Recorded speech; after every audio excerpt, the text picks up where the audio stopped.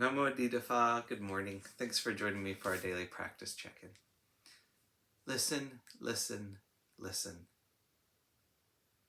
This beautiful sound calls us back to our true home.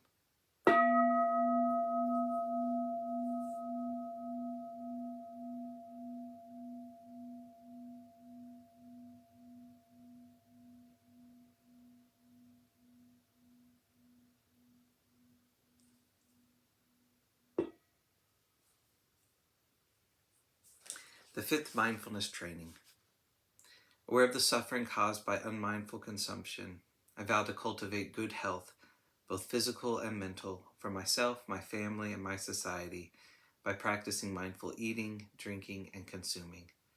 I will ingest only items that preserve peace, well-being, and joy in my body, in my consciousness, and in the collective body and consciousness of my family and society. I'm determined not to use alcohol or any other items that contain toxins, such as certain TV programs, magazines, books, films, and conversations. I'm aware that to damage my body or my consciousness with these poisons is to betray my ancestors, my parents, my society, and future generations. I will work to transform violence, fear, anger, and confusion in myself and in society by practicing a diet for myself and for society. I understand that a proper diet is crucial for self-transformation and the transformation of society.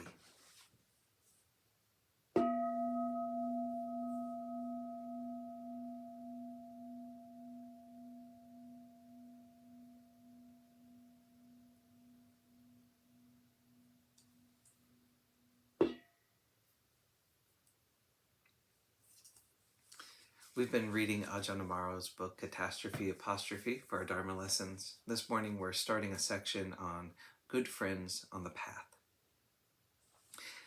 It is natural to consider how to maintain the skills and insights derived from the contemplation of and insight into dependent origination in every kind of environment.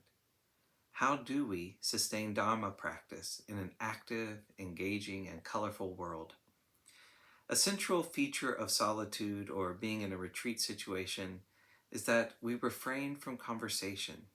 Therefore, we're able to be more aware of our inner world and of the flow of experiences, thoughts, moods, and perceptions.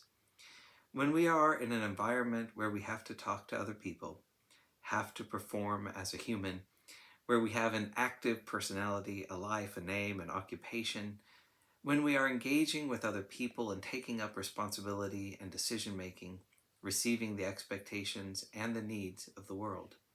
That is to say, 99% of most of our waking lives, the mind is very easily and naturally drawn into those activities.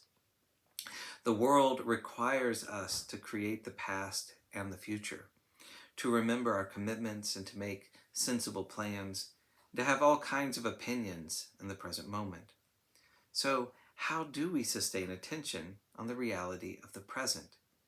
How do we not get lost in those creations of the remembered past or the imagined future? How do we avoid being drawn into created abstractions about the present that the mind is so easily pulled into? There are many different things that affect our lives. One of them is relationships, who we choose to spend our time with, because that has an effect.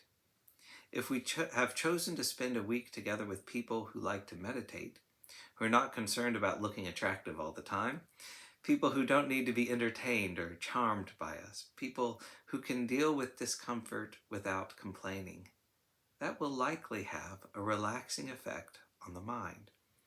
If we have chosen to spend a week together with people who like to go to boxing matches, or pub crawls, to royal receptions, or to glamorous film festivals, there will be a different kind of effect. We will have been caught up in the excitement of the fights, wondering where we lost our phone, or worrying about which earrings to wear and whether we wore the same suit as last time. I'm not saying that sports and pubs, royal events and film festivals are all intrinsically bad things, but how we choose to spend our time and who we spend it with has an effect on our mind, on our heart.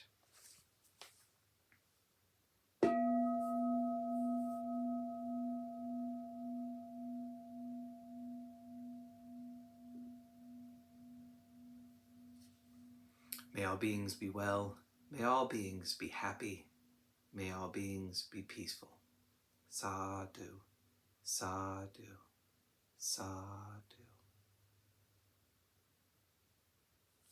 Thanks for joining me today.